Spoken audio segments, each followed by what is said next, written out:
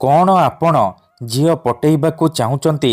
ସୁନ୍ଦରୀ ପଡ଼ିଶା ଘର ଭାଉଜକୁ ପଟେଇବାକୁ ଚାହୁଁଛନ୍ତି? ତା'ଠାରୁ ନିଜର ମନ ମୁତାବକ କାମ ହାସଲ କରିବାକୁ ଚାହୁଁଛନ୍ତି? ତେବେ ଆଜିର ଏହି ଭିଡ଼ିଓଟିକୁ ମୂଳରୁ ଶେଷ ପର୍ଯ୍ୟନ୍ତ ଧ୍ୟାନ ସହିତ ଦେଖନ୍ତୁ, କାରଣ ଆଜିର ଏହି ଭିଡ଼ିଓଟିରେ ମୁଁ ଆପଣଙ୍କୁ ଶିଖେଇବି ଆପଣ କିପରି ଦୁଇଟା ଲବଙ୍ଗରେ ସୁନ୍ଦରୀରୁ ସୁନ୍ଦରୀ ଝିଅକୁ ପଟେଇ ପାରିବେ। ପଡ଼ିଶା ଘର ସୁନ୍ଦରୀ ଭାଉଜଠାରୁ ମନ ଚାହୁଁଥିବା କାମ ହାସଲ କରିପାରିବେ। ଏହି ବଶୀକରଣ କରିବା ପାଇଁ ଆପଣଙ୍କୁ କୌଣସି ପ୍ରକାର ମନ୍ତ୍ରତନ୍ତ୍ର କରିବାକୁ ପଡ଼ିବନି କିମ୍ବା କିଛି ବି ପଇସା ଖର୍ଚ୍ଚ କରିବାକୁ ପଡ଼ିବନି। କେବଳ ଦୁଇଟା ଲବଙ୍ଗରେ ଆପଣ ସେ ଝିଅକୁ ପଟେଇ ପାରିବେ। ବିବାହିତା ନାରୀକୁ ପଟେଇ ପାରିବେ। ସିଏ ଆପଣଙ୍କର ସବୁ କଥା ମାନିବ, ଯାହା ଚାହିଁବେ ତାହା କରିବ।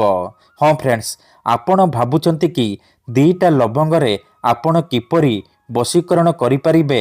ଆଜ୍ଞା ହଁ, ଇଏ ସତ। ଆମର ତନ୍ତ୍ରଶାସ୍ତ୍ରରୁ ମୁଁ ଆଜି ଆପଣଙ୍କ ପାଇଁ ଦୁଇଟା ଲବଙ୍ଗରେ ଏମିତି ଏକ ଝିଅ ପଟେଇବା ପାଇଁ ବଶୀକରଣ ବିଦ୍ୟା ନେଇ ଆସିଛି, ଯାହାର ପ୍ରୟୋଗରେ ଆପଣ କେଉଁ ବି କୁଆଁରୀ ଝିଅ ବା ବିବାହିତା ନାରୀକୁ ଅତି ସହଜରେ ପଟେଇ ପାରିବେ। ତା'ଠାରୁ ନିଜର ମନ ମୁତାବକ କାମ ହାସଲ କରିପାରିବେ। ତେଣୁ ମୋର ଆପଣମାନଙ୍କୁ ଅନୁରୋଧ କି ଏହି ବଶୀକରଣକୁ ଭାବିଚିନ୍ତିକି କରିବେ। ମନରେ କୌଣସି ଖରାପ ଉଦ୍ଦେଶ୍ୟ କିମ୍ବା କୌଣସି ଖରାପ କାମ ପାଇଁ ଆପଣ ଏହି ବଶୀକରଣକୁ ପ୍ରୟୋଗ କରିବେନି। କାହିଁକି ନା ଯେଉଁ ଝିଅ ବା ନାରୀ ଉପରେ ଆପଣ ଏହି ବଶୀକରଣକୁ କରିଦେବେ, ସିଏ ସେହି ସମୟଠାରୁ ଆପଣଙ୍କ ଆଡ଼କୁ ଆକର୍ଷିତ ହେବାକୁ ଲାଗିବ। ରାତି ଦିନ ଆପଣଙ୍କ କଥା ଭାବିବ। ଆପଣଙ୍କ ପ୍ରେମରେ ଏମିତି ଦିବାନୀ ହେଇଯିବ କି ଆପଣଙ୍କୁ ନ ଦେଖି ଗୋଟେ ମୁହୂର୍ତ୍ତ ବି ରହିପାରିବନି। ନମସ୍କାର ଫ୍ରେଣ୍ଡସ୍, ଓଡ଼ିଆ ଫଣ୍ଡା ଚ୍ୟାନେଲକୁ ଆପଣମାନଙ୍କୁ ସ୍ୱାଗତ। କେତେଥର ଏମିତି ହେଇଥାଏ କି ଆପଣ ଯେଉଁ ଝିଅକୁ ଭଲ ପାଉଛନ୍ତି, ସେ ଝିଅ ଆପଣଙ୍କୁ ଭଲ ପାଏନି, ଅନ୍ୟ କାହାକୁ ଭଲ ପାଏ। ଆଉ ଆପଣ ତା ପଛରେ ଗୋଡ଼େଇ ଗୋଡ଼େଇ ଥକିଗଲେଣି, ନିଜର ସବୁ ସମୟ ସାରି ସାରିଲେଣି, କିନ୍ତୁ ସେ ଝିଅକୁ ପଟେଇ ପାରୁନାହାନ୍ତି। ତେଣୁ ଯଦି ଆପଣ ବି ଏହିପରି ପରିସ୍ଥିତିରେ ପଡ଼ିଛନ୍ତି, ତେବେ ମୋ କଥା ମାନି ଦୁଇଟା ଲବଙ୍ଗ ଆଣି ଏହି ବଶୀକରଣ କରିଦିଅନ୍ତୁ। ଗ୍ୟାରେଣ୍ଟି ଦେଉଛି, ସେ ଝିଅ ଆପଣଙ୍କୁ ଦେଖିବା ମାତ୍ରେ ନିଜେ ଆସି ଆପଣଙ୍କ ସହିତ କଥା ହେବ, ଆପଣଙ୍କୁ ଭଲ ପାଉଛି ବୋଲି କହିବ। ଯଦି କେଉଁ ଝିଅ ଆପଣଙ୍କୁ ଧୋକା ଦେଇଛି, ଛାଡ଼ି ପଳେଇଛି, ଆପଣଙ୍କର ନମ୍ବର ବ୍ଲକ୍ କରିଦେଇଛି, ଅନ୍ୟ କାହା ସହିତ କଥା ହେଉଛି, ଅନ୍ୟ କାହାକୁ ଭଲ ପାଉଛି, ତେବେ ଆଜି ଦୁଇଟା ଲବଙ୍ଗ ଆଣି ଏହି ବଶୀକରଣ କରିଦିଅନ୍ତୁ।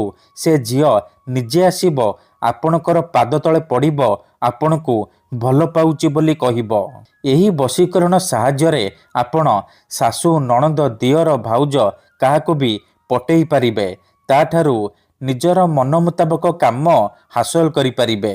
ତେବେ ଏହି ବଶୀକରଣ ଉପାୟ ଆପଣ କେମିତି କରିବେ? ଦୁଇଟା ଲବଙ୍ଗରେ ଆପଣ କିପରି ସୁନ୍ଦରୀ ଝିଅ ବା ସୁନ୍ଦରୀ ନାରୀକୁ ପଟେଇବେ, ମୁଁ ଆପଣଙ୍କୁ ଶିଖେଇବି। ଜାଣିବା ପାଇଁ ଭିଡ଼ିଓଟିକୁ ଧ୍ୟାନ ସହିତ ଶେଷ ପର୍ଯ୍ୟନ୍ତ ଦେଖନ୍ତୁ। ଅଧାରୁ ଛାଡ଼ିକି ପଳେଇଲେ କିମ୍ବା କାଟି କାଟି ଦେଖିଲେ ଆପଣ କିଛି ବି ବୁଝିପାରିବେନି। ପରେ କମେଣ୍ଟ କରିବେ, ଗୁରୁଜୀ ଆପଣଙ୍କର ବଶୀକରଣ କାମ କରୁନି। ଦେଖନ୍ତୁ, ଯେଉଁପରି ଆପଣ ଭଗବାନଙ୍କୁ ମାନୁଛନ୍ତି, ଭଗବାନଙ୍କ ଉପରେ ବିଶ୍ୱାସ ରଖିଛନ୍ତି, ନିଜର ସବୁ ଦୁଃଖ କଷ୍ଟ ଅସୁବିଧା ଭଗବାନଙ୍କୁ ଜଣାଉଛନ୍ତି, ଯଦି ସେ ଅସୁବିଧାର ସମାଧାନ ନ ହେଲା, ତା'ର ମାନେ ନୁହେଁ କି ଭଗବାନ ନାହାନ୍ତି। ସେହିପରି ମନ୍ତ୍ରତନ୍ତ୍ର ହୁଏ, ବଶୀକରଣ କାମ କରେ, କିନ୍ତୁ ଏହାକୁ ଆପଣଙ୍କୁ ସିଦ୍ଧ କରିବାକୁ ପଡ଼ିବ। ପ୍ରୟୋଗ ବିଧିକୁ ଠିକ୍ ଭାବରେ କରିବାକୁ ପଡ଼ିବ। ମୁଁ ଆପଣଙ୍କୁ ଯେମିତି ଶିଖେଇବି, ଆପଣଙ୍କୁ ଠିକ୍ ସେହିପରି କରିବାକୁ ପଡ଼ିବ। ତେବେ ଯାଇ ମୁଁ ଆପଣଙ୍କୁ ଗ୍ୟାରେଣ୍ଟି ଦେଉଛି, ଆପଣ ଯେତେ ସୁନ୍ଦରୀ ଝିଅ ବା ସୁନ୍ଦରୀ ଭାଉଜକୁ ଚାହିଁବେ ଅତି ସହଜରେ ନିଜର କରିପାରିବେ। ତା'ଠାରୁ ନିଜର ମନ ମୁତାବକ କାମ ହାସଲ କରିପାରିବେ। ତେବେ ଏହି ବିଧିକୁ ଜାଣିବା ପୂର୍ବରୁ ଯଦି ଆପଣ ଆମ ଚ୍ୟାନେଲକୁ ପ୍ରଥମ ଥର ଆସିଛନ୍ତି, ତେବେ ଦୟାକରି ଚ୍ୟାନେଲକୁ ସବସ୍କ୍ରାଇବ୍ କରି ପାଖରେ ଥିବା ବେଲ୍ ଆଇକନ୍କୁ ମଧ୍ୟ ଦବାଇ ଦିଅନ୍ତୁ, ଯାହାଦ୍ୱାରା ଆମେ ଯେଉଁ ବି ଭିଡ଼ିଓ ଅପଲୋଡ଼ କରିବୁ ସର୍ବପ୍ରଥମେ ଆପଣ ଦେଖିପାରିବେ ଆଉ ତା'ର ଲାଭ ପାଇପାରିବେ।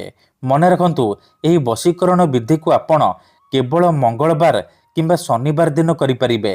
ଦିନ 3ଟାରୁ ସନ୍ଧ୍ୟା 6ଟା ମଧ୍ୟରେ ଏହି ବଶୀକରଣକୁ କରିପାରିବେ। ପ୍ରଥମେ ଆପଣ କ'ଣ କରିବେ, 2ଟା ଲବଙ୍ଗ ଆଣିବେ। ତାପରେ ଯେଉଁ ଝିଅ ବା ନାରୀକୁ ଆପଣ ବଶରେ କରିବାକୁ ଚାହୁଁଛନ୍ତି ତାର ଗୋଟିଏ ବାଳ ଆଣିବେ, ଅଳ୍ପ ଟିକେ ଲାଲ ସିନ୍ଦୁର ଆଣିବେ। ତାପରେ କୌଣସି ଏକ ଜାଗାରେ ବସି ପଡ଼ିବେ ଯେଉଁଠାରେ ଆପଣଙ୍କୁ କେହି ଦେଖିବେନି କିମ୍ବା ଡାକିବେନି। ତାପରେ ଗୋଟିଏ ଲବଙ୍ଗ ଧରିବେ ଆଉ 7 ଥର ସେ ଝିଅର ନାମ କହିକି ଲବଙ୍ଗରେ 3 ଥର ଫୁଙ୍କିଦେବେ। ତାପରେ ଆଉ ଗୋଟିଏ ଲବଙ୍ଗ ଧରିବେ, 7 ଥର ନିଜର ନାମ କହିକି ସେ ଲବଙ୍ଗରେ ମଧ୍ୟ 3 ଥର ଫୁଙ୍କିଦେବେ। ଏତିକି କରିସାରିବା ପରେ ସେ 2ଟା ଲବଙ୍ଗକୁ ଏକାଠି କରିବେ ଆଉ ସେଥିରେ ସେ ଯେଉଁ ଝିଅର ବାଳ ଆଣିଛନ୍ତି ସେ ବାଳକୁ ଭଲ ଭାବରେ ଗୁଡ଼େଇ ବାନ୍ଧିଦେବେ। ବାନ୍ଧି ସାରିବା ପରେ ସେଥିରେ ସିନ୍ଦୁର ଲଗେଇଦେବେ। ଏତିକି କରିସାରିବା ପରେ ସେ ଲବଙ୍ଗକୁ ନେଇକି ଘର ବାହାରକୁ ଯିବେ ଆଉ ସାଙ୍ଗେ ସାଙ୍ଗେ ଜାଳିଦେବେ। ଯେମିତି ଏପଟେ ଲବଙ୍ଗ ଜଳିବ ସେପଟେ ପ୍ରଭାବ ପଡ଼ିବା ଆରମ୍ଭ ହୋଇଯିବ। ସେ ଝିଅ ହେଉ ବା ବିବାହିତା ନାରୀ ସେହି ସମୟଠାରୁ ଆପଣଙ୍କ ଆଡ଼କୁ ଆକର୍ଷିତ ହେବାକୁ ଲାଗିବ। ଧନ୍ୟବାଦ।